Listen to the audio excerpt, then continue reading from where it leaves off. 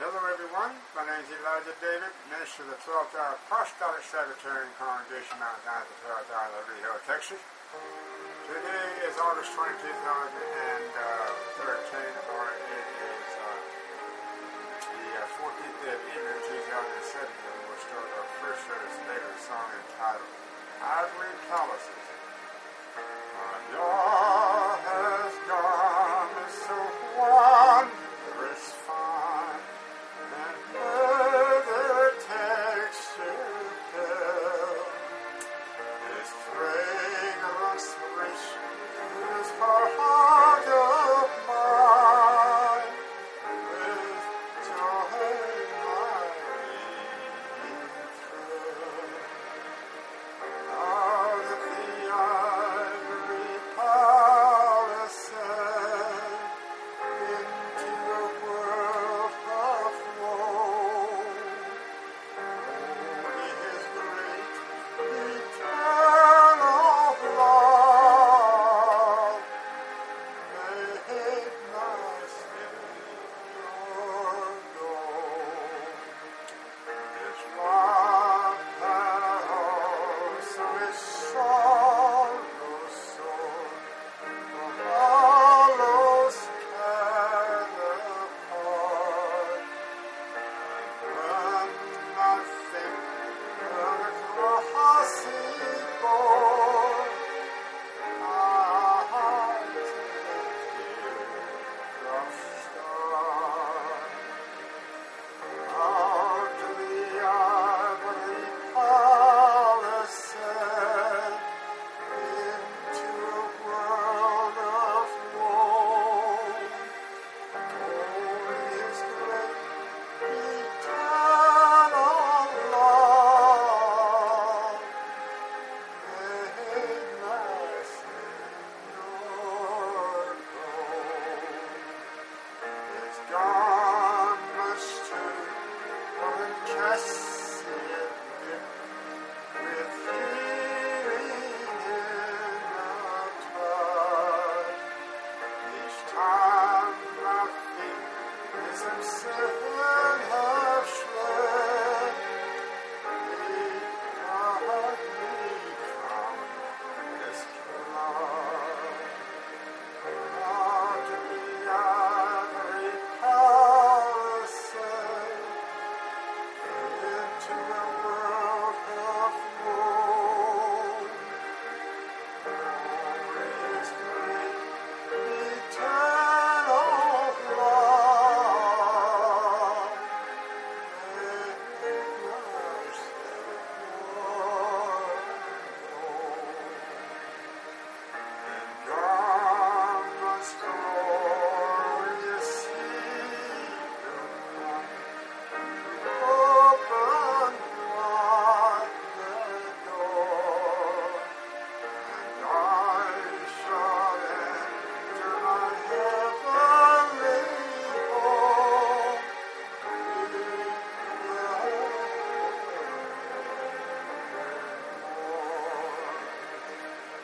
out of the ivory palace,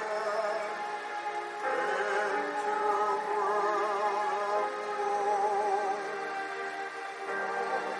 his great eternal love made my Savior go. Okay, we're going to continue our series here of the year of his redeeming, the sign of the day of the vengeance. We're going to do a little review of what we did yesterday. He says in Isaiah 63:7-10, I will mention the loving kindnesses of the Yahshua and the praises of the Yahshua, according to all that the Yahshua hath bestowed upon us, and the great goodness toward the house of Israel, which he hath bestowed on them according unto his mercies, and according unto the multitude of his loving kindnesses, For he said, surely they are my people, children that will not lie. So he was his Savior. In all their affliction he was afflicted, and the angel of his presence saved them. In his love and in his pity he redeemed them, and he bare them and carried them all the days of old. But they rebelled and vexed his Holy Spirit. Therefore he was turned to be their enemy, and he fought against them. For the testimony of this person revealed that a complete transformation has taken place in him. That he has caught a vision of the Yahshua's goodness, of his long suffering, and of his tender mercy. He is convinced that the Yahshua will not acquit the guilty. From his testimony, it's also seen that the Yahshua is not a cruel, brutish person, seeking to kill and to destroy, but that he is kind and merciful, patient, and just. That he is worthy to be praised, for this person endeavors to prove this unto others by calling attention unto the Yahweh's dealings with his ancient people, showing that he bore along with them. But actually, this is Yahshua's dealings with his ancient people, because Yahshua is the one that went with Moses down to Egypt to bring forth his people. Yahshua was a rock in that cloud, guiding every detail of the journey, moment by moment, day by day. He was the one in that cloud that hovered above the people, led them and gave them a shelter in the daytime from the heat, and a covert from the storm at night. He's the same thing to us if we serve him.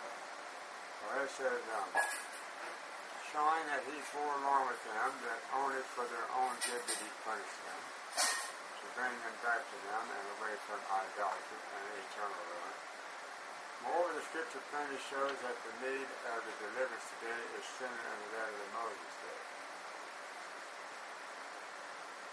Okay, now, in Isaiah 63:11 and 15, then he remembered the days of old, Moses and his people, saying, where is he that brought them up out of the sea, with the shepherd of his flock? Where is he that put his Holy Spirit within him, that led them by the right hand of the Moses? Now, Moses is Yahshua's right hand, with his glorious arm, dividing the water before them, to make himself an everlasting man, that led them through the deep, as an horse in the wilderness, that they should not stumble. As a beast goeth down into the valley, the Spirit of the Yahshua caused him to rest. So did thou lead thy people to make thyself a glorious name. Look down from the heaven, and behold from the habitation of thy holiness, and of thy glory. Where is thy zeal and thy strength? The signing of thy bowels, and of thy mercies toward me, are they restrained? Since there is in the prophecy a cry for a singular deliverance, as was seen in the Moses' time, for the facts are obvious, for the congregation has been led into the bondage and now needs to be delivered. Years ago, inspiration forewarned that the congregation has turned back, Seventh-day Adventist Church, from following Yahshua, her leader, and is steadily retreating toward Egypt. Okay, now, why would that happen? Why, if she is the sole leader And she, as a prophetess, with the inspiration,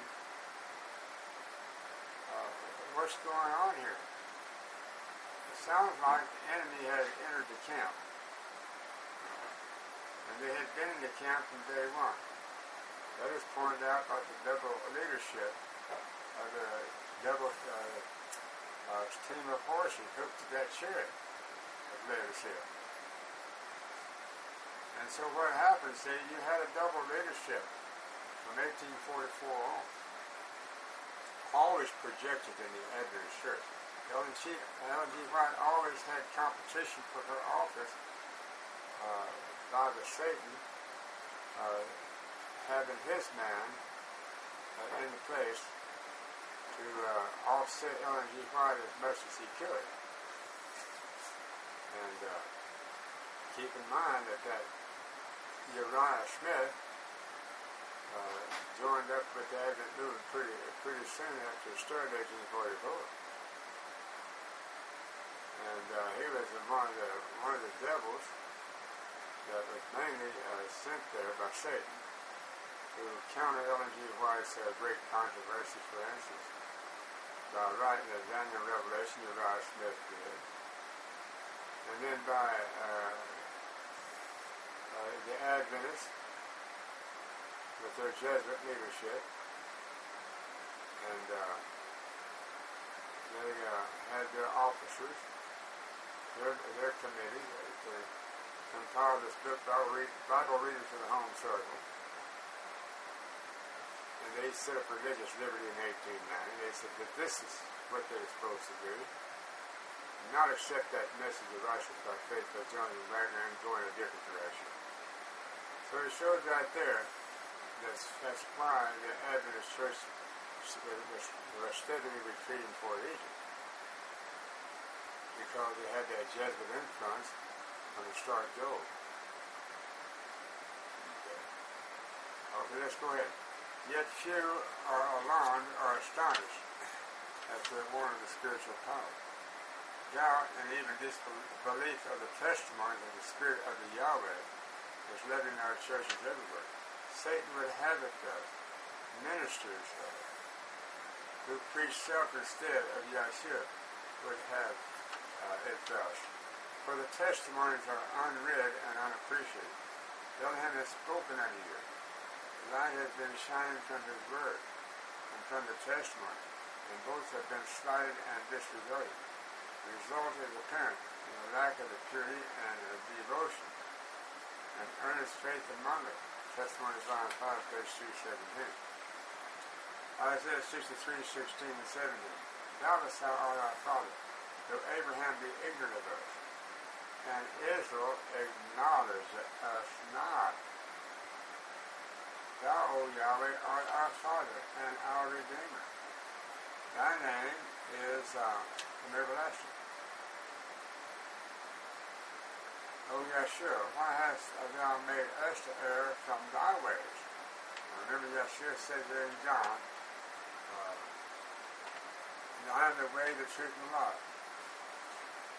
And remember, he says there in Psalm 77, thy way, O Yahweh, is in the sanctuary. Thy ways, O Yahshua, the Son, are in the sanctuary. David's quoting and Yahshua there. And he's saying that David is saying until he went into the sanctuary of Yahweh, he did not understand the end of Yahweh's people until he went into the sanctuary.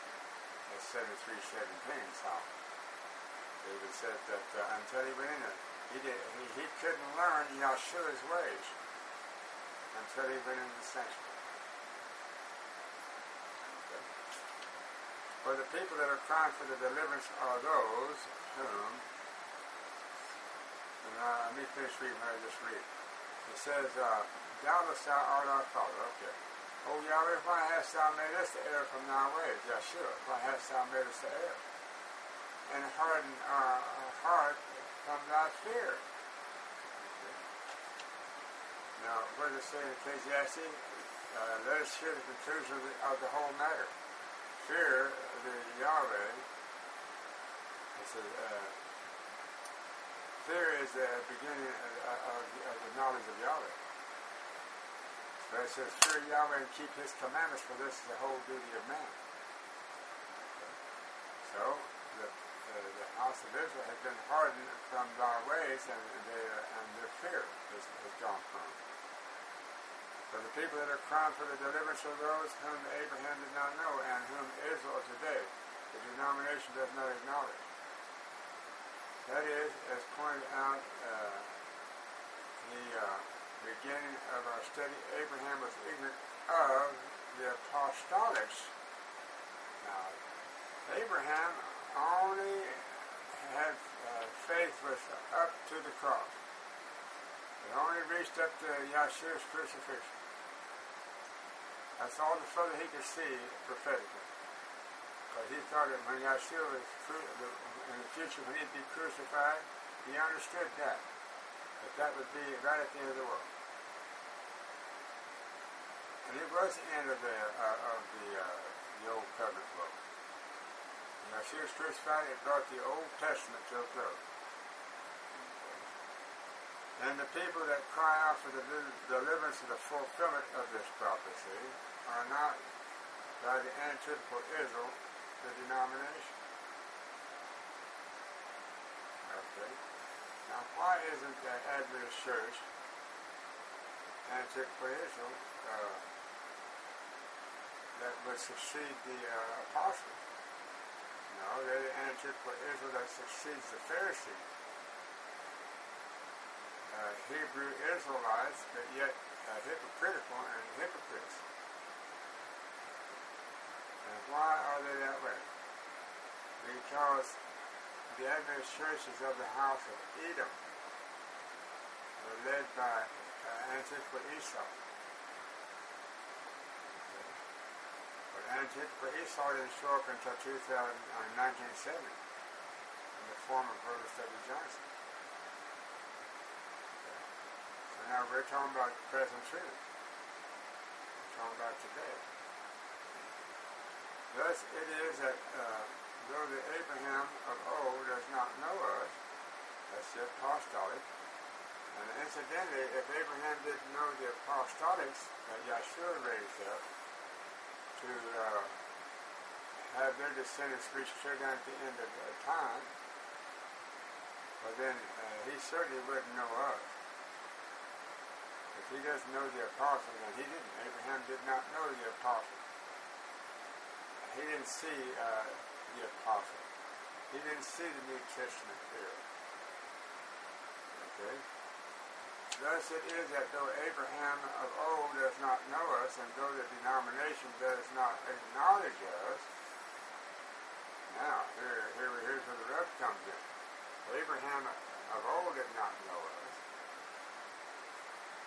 And the Seventh-day Adventist denomination does not acknowledge us. Who is this us that B.T. Hart was talking about? He's talking about David. He's talking about the Davidian, the Seventh-day Adventist that he was put in charge of. He's talking about the house of David. The 10 tribes is represented by the Seventh-day Adventist Church does not recognize the true tribes, Judah and Benjamin. And rightfully so, because when the great kingdom of Israel was subjugated and divided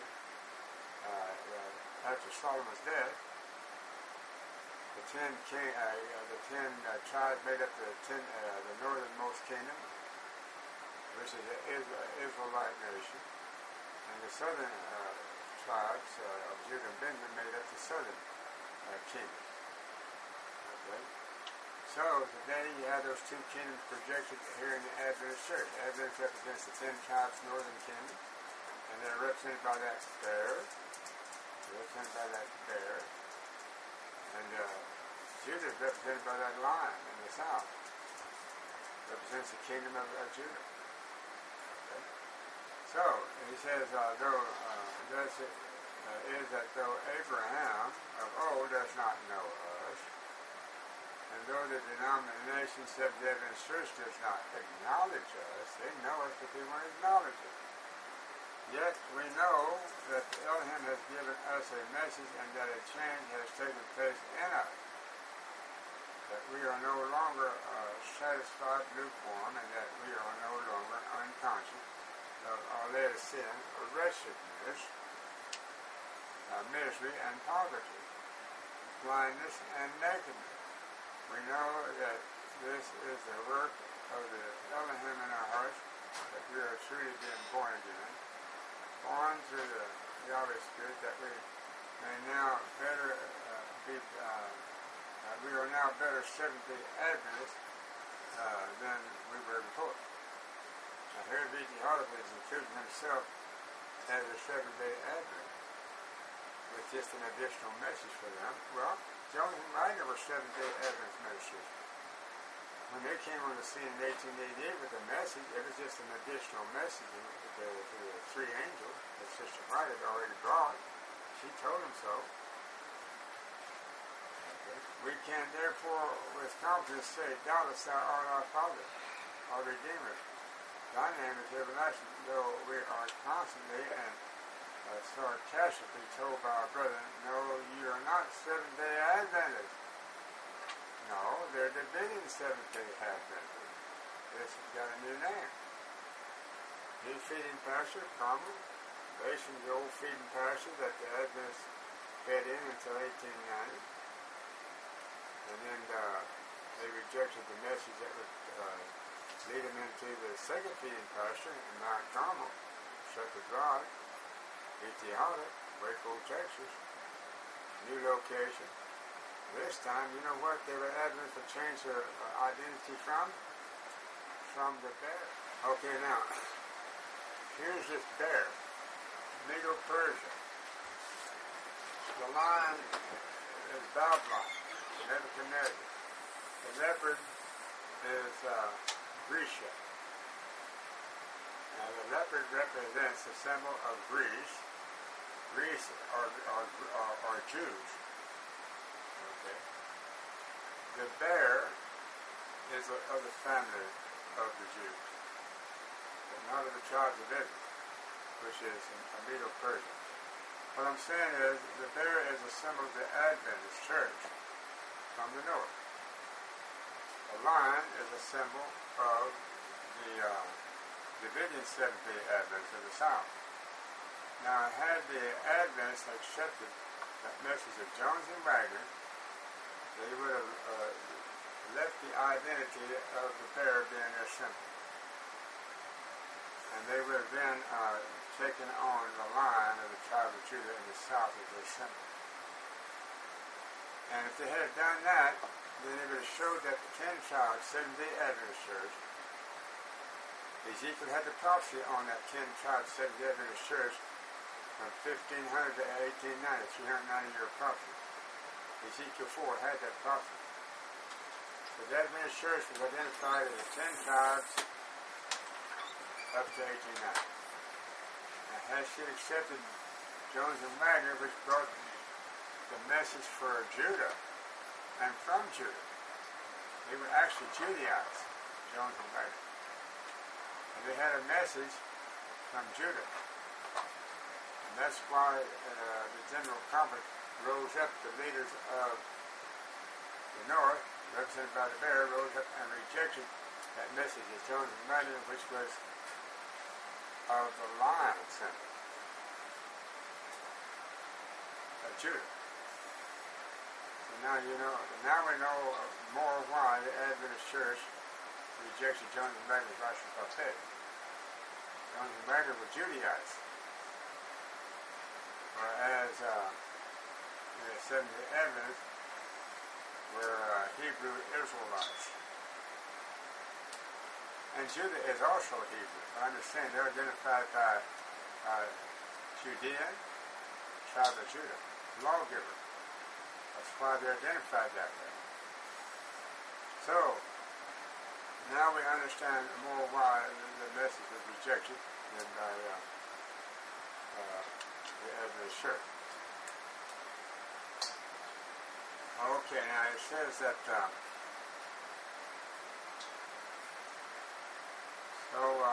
it says, we know that this is the work of the Elohim in our hearts, that we are truly being born again, born through the Holy Spirit, that we are now better Seventh-day Adventists than we were before. We can therefore with confidence say, doubtless thou art our Father. Redeemer. Thy name is everlasting. So now who are we doubtless saying now that our Father is? Yeshua.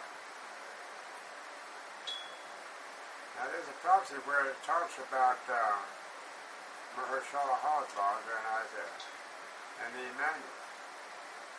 It says before Mahershala Hozbaz is saying my father and my mother, certain things are going to happen. Well, the deal is that Yeshua becomes the father of those that he redeems. That's when it says when you finally learn who your father is, then you'll be a full-grown, mature Christian. You'll be an Emmanuel. Alright? The name, though we are constantly and sarcastically told by our brethren, no, you are not 7 deadly. So it says here in Isaiah 63:18-19, the people of thy holiness have possessed it but a little while. Our adversaries have trodden down thy sanctuary. Okay, so Bruce Johnson was the last one to trod down the sanctuary in 2002. He finally got it all trotted down it a second time. Kathy Church did it the first time during the Dark Ages. Bruce Johnson did it the second time during the antitypical Dark Ages for Edom. He represented Edom, which represents the Adventist Church. Bruce Johnson was still represented by this bear that no longer had any influence because it's the lion that's in charge and Brother Johnson is influenced by the bear. We are thine, thou never bearest rule over them. Okay. So it says, the people of thy holiness have possessed it but a little while. Our adversaries have trodden down thy sanctuary, we are thine. Thou never bearest rule over them. They were not called by thy name. So that prophecy comes right down to 1970. They end up in 2002, 2003, that Mount Edom, Brother Johnson at the head of, was not called by Yeshua's name. It was only Elijah David, that representing the branch, the third part of that family tree, Jesse, David, and branch, there in Isaiah 11. Okay, so it says, true, our ancestors were in the land and enjoyed the sanctuary service for a number of years. Yet considering that they were to possess it forever, then the statement, the people of thy holiness have possessed it but a little while, is altogether true. Arabs and unconverted Jews who now possess the land are not the antithetical apostolic Nazarene creed called by the Yeshua's name. They are not called by the Yeshua's name and never have been. And just like the Adventist church, Mount Edom was never called by Yeshua's name. That's what the Adventists represented. From 1844 carried down to 2002 was the last prophet closing out the judgment for the dead for the Adventists and closing out Mount Edom, Bruce W. Johnson at Trample. Isaiah 63:17. O Yahweh, why hast thou made us to err from thy ways, and hardened our heart from thy fear? Return for thy servant's sake, the tribes of thine inheritance. Here is one who recognizes that the people of Elohim are in error, not following Elohim's ways, and that they do not fear him. The messenger's plea is therefore for Yeshua to return unto them, for the Yeshua to return unto them, not to forsake them forever. Throughout the chapter 64,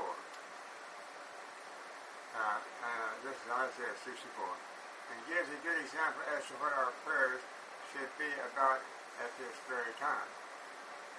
Let us remember it through Isaiah 64, 1-12. Oh, that thou wouldest rend the heavens, that thou wouldest come down, that the mountains might flow down at thy presence, as when the melting fire burneth. For the fire causes the waters to boil, to make thy name known unto thine adversaries, that the nations may tremble at thy presence, when thou didst terrible things which we looked not for. Thou camest down, the mountains flowed down at thy presence. For since the beginning of the world men have not heard, nor perceived by the ear, neither hath the eye seen, O Elohim beside thee, what he hath prepared for him that waiteth for him. Thou meetest him that rejoiceth and worketh righteousness. Those that remember thee in thy ways, behold, thou art wroth, for we have sinned. And those in the continuance, and we shall be saved. But we are all as an unclean thing, and all our righteousness are as the filthy rags. And we all do fade as a leaf, and our iniquities, like the wind, have taken us away. And there is none that calleth upon thy name. Okay, and it says, that stirreth up himself to take hold of thee. For thou hast hid thy face from us, and hast consumed us because of our iniquities. But now, O Yahshua, now folks get acquainted with this Yahshua the Son, thou art our Father. That was a mystery hid from the foundation of the world. That was the main mystery. That Yahshua is our Father. We are the clay, and thou art potter, and we are the work of thy hand. Be not wroth very sore, O Yahshua, neither remember iniquity forever. Behold, see, we beseech thee, we are all thy people. We are all thy people. In other words, all the 12 tribes of Israel, north and south, we are all thy people. Thy holy cities are a wilderness. Okay. Thy holy cities are a wilderness. Okay. Zion is a wilderness. Okay. Jerusalem, a desolation.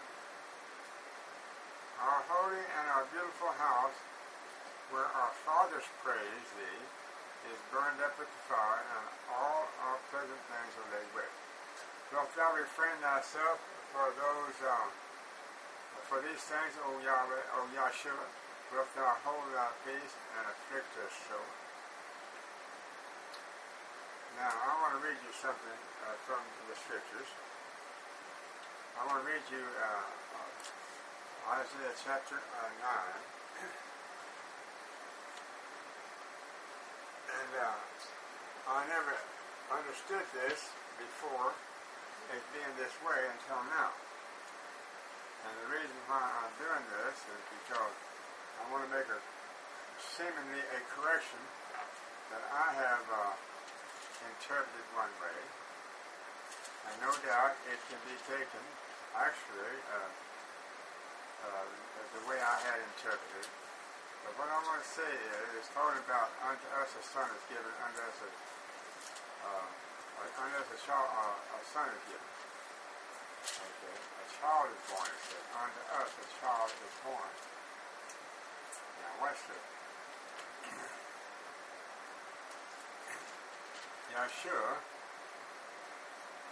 was born unto a woman the first time, reincarnated. And it says here in Isaiah 9:6, for unto us a child is born. Unto us a son is given, and the government shall be upon his shoulder,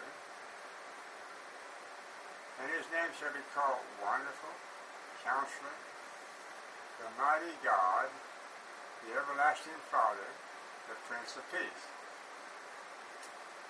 Now this is the way it's written in the King James, using those pagan titles of God and so forth. Now this scripture is talking exclusively about Yahshua. This is a mystery hidden in the foundation of the world that was first revealed unto Abraham. Okay. But Abraham only understood it across the fulfillment of it. He did not understand the antithetical fulfillment of it. He wasn't shown that. So, he knew that Yahshua would be born one day, and that he would be, the government would be upon his shoulders, and he would have several names. He'd have the name Wonderful, Counselor, the Mighty Yahweh. Now, Almighty you use for the Father. Almighty is for him. But the Mighty is for his son Yahshua. And his son has his father's name. Yah, Y-A-H, and then the second part belongs to Yahshua, showing that he's the son of Yahweh. But the father gave his son his name, Yahweh. So now when you read Psalm 9:6 again, his name is Wonderful Counselor, the Mighty Yahweh. He's the son, the Mighty Yahweh. Okay. The Everlasting Father. Now he's the Everlasting Father. Okay. Meaning when you use that word everlasting, it means he had a beginning and he had a never ending. Only a beginning, but never an ending. That's why he's called Everlasting Father. But the Father himself is called the Eternal Father. The one where it says he has no beginning and no end. That only attributes to the Father. Yahweh Elohim, the Father of Yahshua. But now Yahshua comes along and he gets these titles of Wonderful Counselor, the Mighty Yahweh of this earth. Well, the Pope calls himself the Mighty God of this world. He wouldn't dare use the sacred name Yahweh, but he calls him the same thing as Yahweh the Father in heaven. So he's taking his place here on earth. So now here Yahshua is called Wonderful Counselor, the Mighty Yahweh, the Everlasting Father, meaning he had a beginning. The Prince of the Peace. He's also called the Prince of the Peace. Of the increase of his government. Alright? And peace there shall be no end upon the throne of the David, and upon his kingdom, to order it and establish it with judgment and with justice from henceforth even forever. For the zeal of the Yahshua of the host will perform this. Okay. It says the Yahshua sent a word into Jacob, and it hath lighted upon Israel. Now, folks, this is something. Jacob got a name change when he received the blessing of the birthright on his way back to his father's house after spending 20 years in exile at his uncle's house, getting his basket full, his quiver full, of 12 sons, representing the 12 tribes of David, of getting many servants and lots of animals. He got his quiver full. He returned back home. One thing is left for him to be totally successful. He has to have the blessings of the angel that was sent to resist him to see if he would prevail. And Jacob prevailed, and he says, okay, you get a blessing. Your name is no longer Jacob, it's Israel. Well, at this point, folks, we're still called Jacobites, the house of David. But when we get that seal, when we get those three seals found in Revelation 3:14, or 3:12, then we will be called Israel. Once again, we will receive our new name, which will be Israel. Israel as the Spirit. Okay, let's read it, Revelation 3:12. It says, him that overcometh will I make a pillar in the temple of my Yahweh, Elohim. Let's do that again. Him that overcometh will I make a pillar in the temple of my Yahshua. And he shall go no more out. and I will write upon him the name of my Yahshua. Let's do this again. Him that overcometh will I make a pillar in the temple of my Yahweh, that's the Father. And he shall go no more out, and I will write upon him the name of my Father, and the name of the city of my Father, which is in the new Jerusalem, which cometh down out of heaven from my Father, and I will write upon him my new name. Okay. Now, this if you're talking about the Father, but now when you're talking about the Son, it reads the same way. And that overcometh will I make a pillar in the temple of my Yahshua. And he shall go no more out, and I will write upon the name of my Yahshua, and the name of the city of my Yahshua, which is, in the Old Testament, it's called the city of David. And that's the city of Yahshua, because he inherited David's throne in his last day, and he inherited that city of David, which is New Jerusalem. So he says, in the name of the city of my Yahshua, which is New Jerusalem, which is the New Jerusalem. And where that New Jerusalem being formed at? Right here in Liberty Hill, Texas. Which cometh down out of the heaven from Yahweh and Yahshua. And I will write upon him my new name. Well, who's going to recognize that new name? Well, we guess it gives us a little clue here in Revelation 2:17. He that hath an ear, let him hear what the Spirit has said unto the churches. Unto him that overcometh will I give to eat of the hidden manna,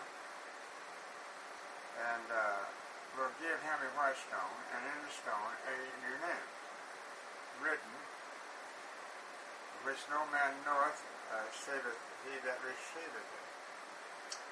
Now he's going to give us a new name. Now he's already given me my new name, Elijah David.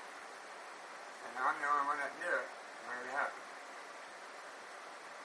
Well, naturally, no one else would even have a clue. And then when I revealed it unto others, only certain ones accepted it. Now, let's go back to our reading. It says, now is our opportunity. Now is our privilege to make this prayer personally our own. Now we can intelligently say, thy kingdom come, thy will be done in the earth as it is in the heavens.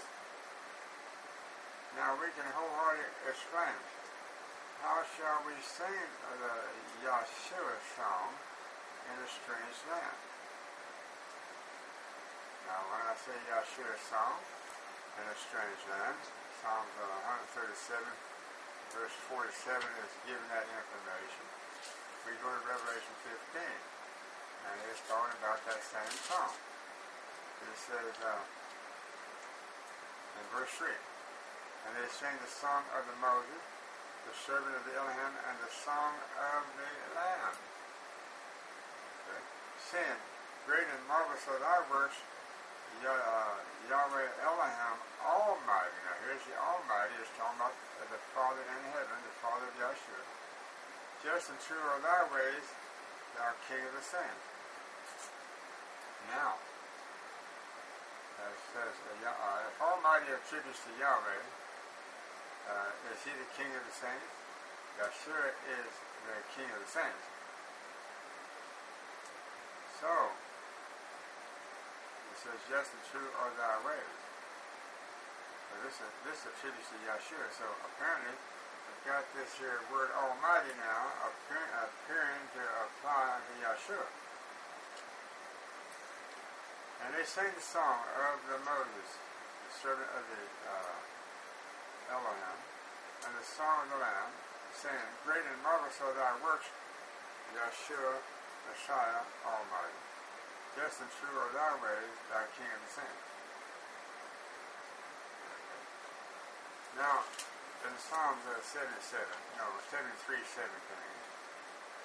we might turn to that and read that. It says that until I went into the way of the sanctuary of the Elohim, then understood I therein. He said, only until I went into the sanctuary. And in Psalm 77:13, it says, thy way, O Yahshua, is in the sanctuary. Who is so great a Yahshua is our Yahshua, the King of Saints. Okay. It says, thou art the Yahshua that doest wonders. Thou hast declared thy strength among the people. And the Yahshua came literally in this person and did this back then. He declared his strength among the people. He showed the power that he had, and he was in possession of from the Father. To raise the dead, to cast out demons, to heal the sick, to heal the blind. He showed his strength among the people. This is Yahshua in the person. Okay. It says, thou hast with thine arm redeemed thy people, the sons of Jacob and Joseph. Joseph, the 10 tribes, the sons of Jacob, the 12 tribes. Put them both together now. So when you put them both together, you go to Ezekiel 37. And you find them put together right here in the 12th parabolic hour that we're in right now. And I suppose better turn back to 24-hour, 12-hour parabolic time clock. 12 hours at a time, 12 hours on this side of the world when it's daylight. And then when the daylight shifts to this side of the road, you have 12 hours repeated. Finishing out a 24 hours. From 1 to 1, from 1 to 1. How do you like that? Perfect 24 hours encapsulated between these two ones and between these two ones.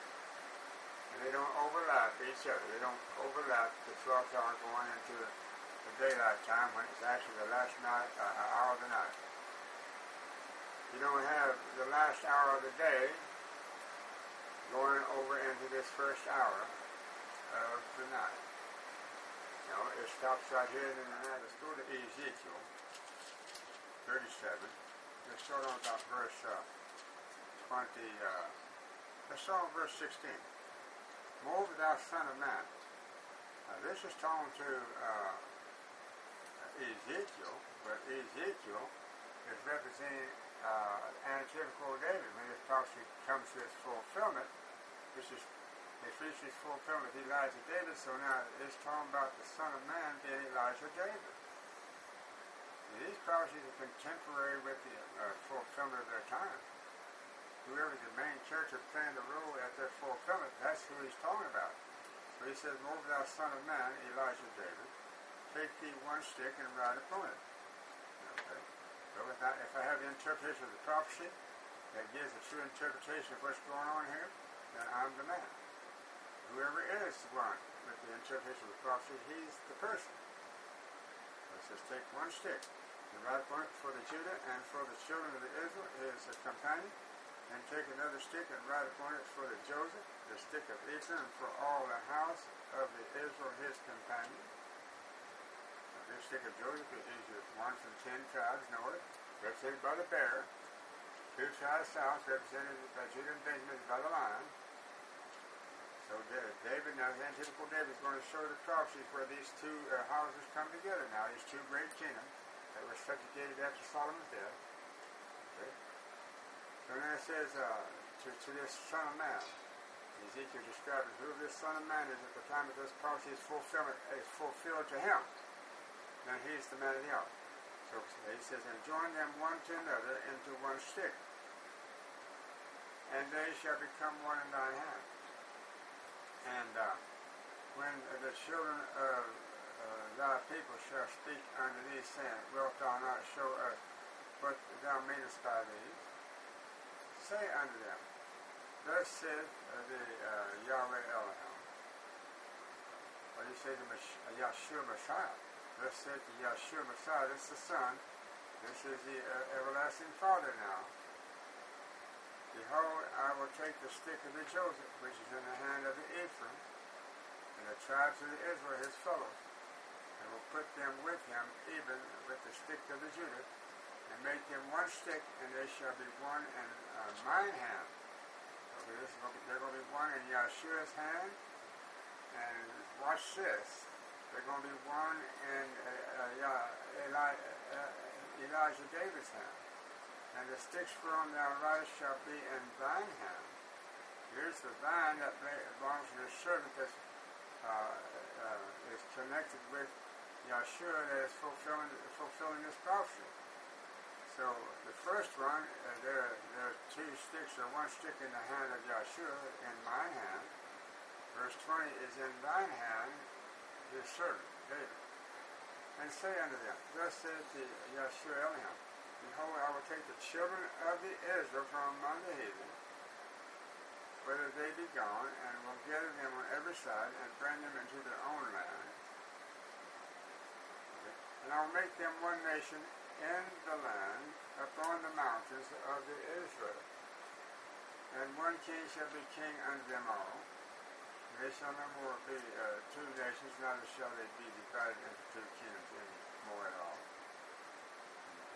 Neither shall they defile themselves any more with their idols, nor with their detestable things, nor with any of their transgression.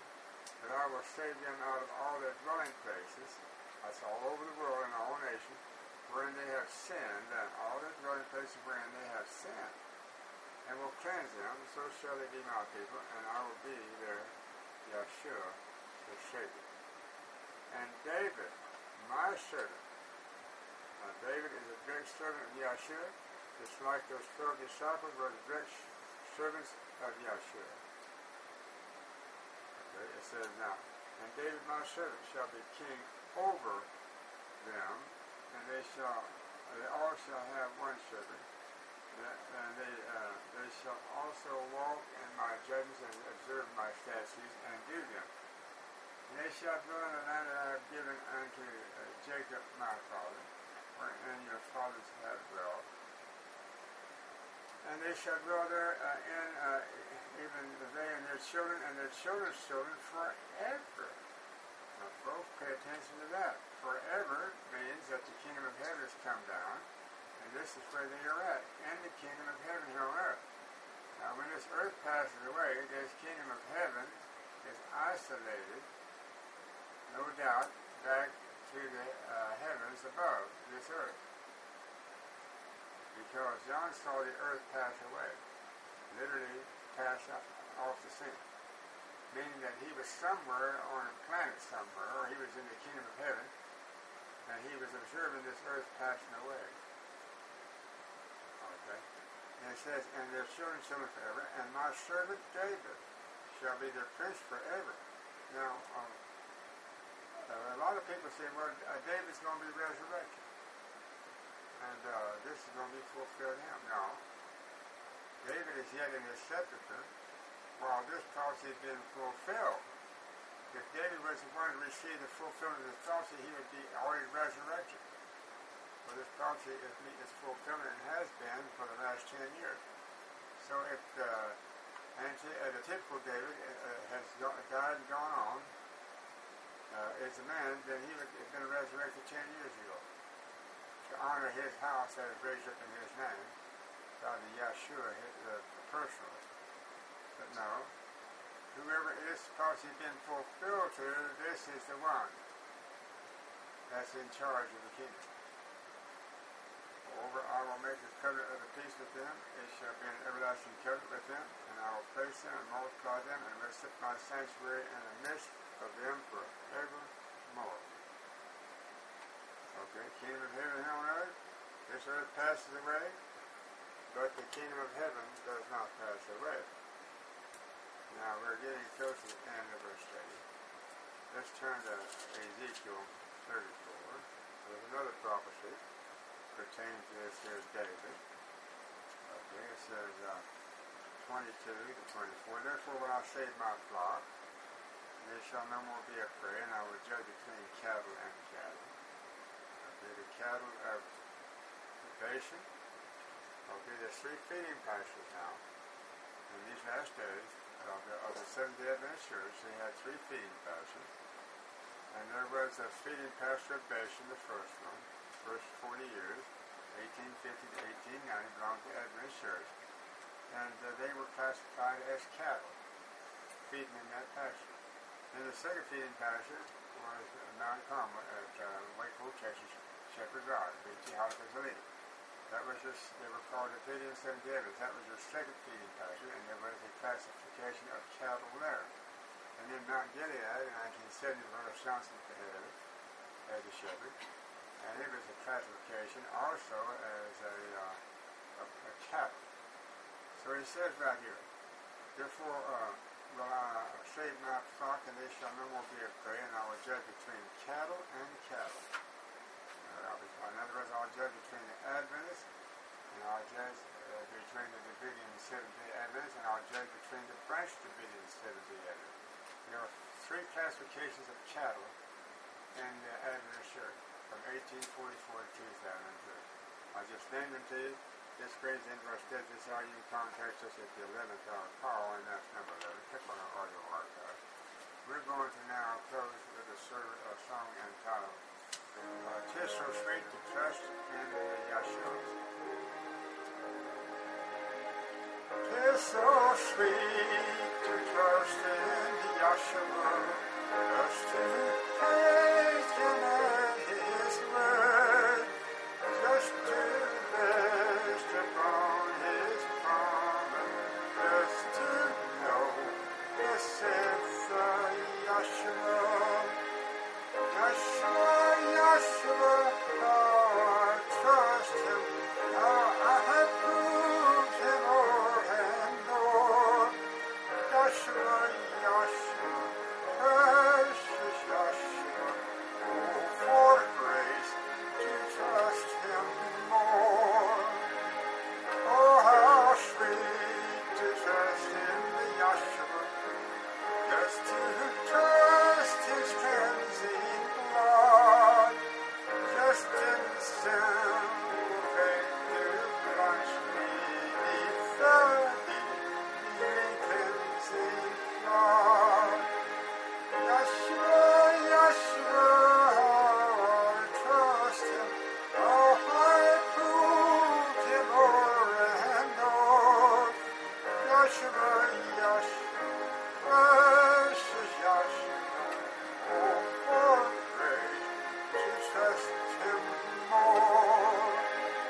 Yes, 'tis sweet to trust in Yeshua, just from sin and self to cease, just from Yeshua simple taking life and rest and joy and peace.